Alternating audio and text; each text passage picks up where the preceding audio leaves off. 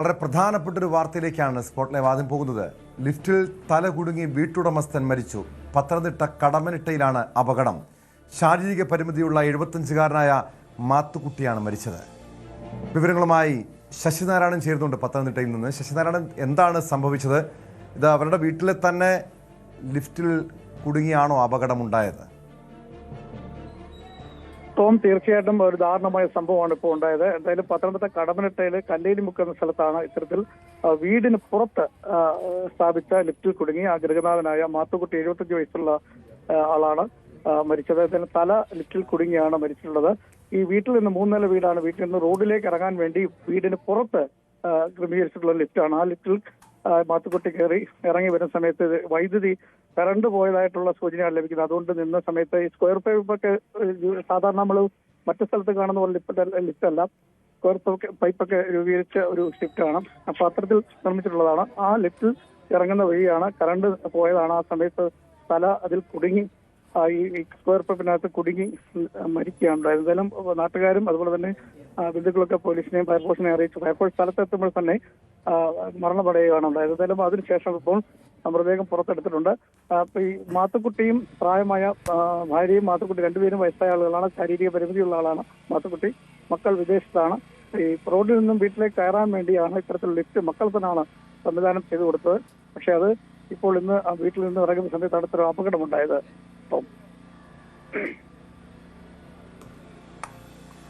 തീർച്ചയായും ഏറെ ദാരുണമായിട്ടുള്ളൊരു സംഭവമാണ് ഇത്. സാങ്കേതിക തകരാറാണോ ഈ ഒരു വലിയ അപകടത്തിന് കാരണമായത്? ഇതുമായി ബന്ധപ്പെട്ട് ഈ ലിഫ്റ്റ് നിർമ്മിച്ചവർ ഇതുമായി ബന്ധപ്പെട്ട എന്തെങ്കിലും വിശദീകരണം നൽകുന്നുണ്ടോ? സംഭവത്തെക്കുറിച്ച് നാട്ടുകാരും ബന്ധുക്കളും എന്താണ് വിശദീകരിക്കുന്നത്? ഇത് ശാരീരിക പരിമിതിയുള്ള ആളാണ്. അതുകൊണ്ട് തന്നെ സ്വാഭാവികമായിട്ടും 3 നില വീടാണ്. വീട്ടിന്റെ മുകളിൽ നിന്നും താഴെ വന്ന് റോഡിൽ വന്ന് വാഹനത്തിൽ കയറി പോകുന്ന സൗകര്യത്തിന് വേണ്ടി മക്കൾ തന്നെ ചെയ്തു കൊടുത്ത ലിഫ്റ്റാണ്. അത് വേറെ ക്രമീകരണം വെച്ചാണ് ചെയ്തിട്ടുള്ളത്.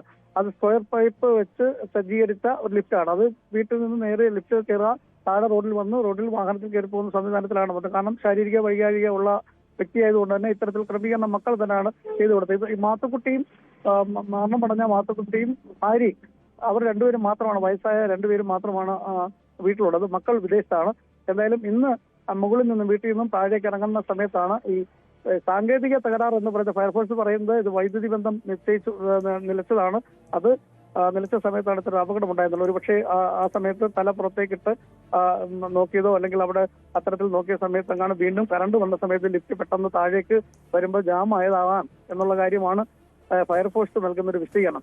എന്തായാലും അത്തരത്തിലാണ് അപകട സംഭവിച്ചത്. എന്തായാലും ലിഫ്റ്റിനുണ്ട് ഈ സ്ക്വയർ പൈപ്പ് വെച്ച് താൽക്കാലികമായി നമ്മൾ സാധാരണ ലിഫ്റ്റ് സാധാരണ ഉള്ള ലിഫ്റ്റ് അല്ല, അത് അത്യാവശ്യം ഈ പെട്ടെന്ന് മേളിൽ പോകത്തക്ക രീതിയിൽ ചെയ്തിരിക്കുന്ന സജ്ജീകരണമാണ് ആ ലിഫ്റ്റിലുള്ളത്.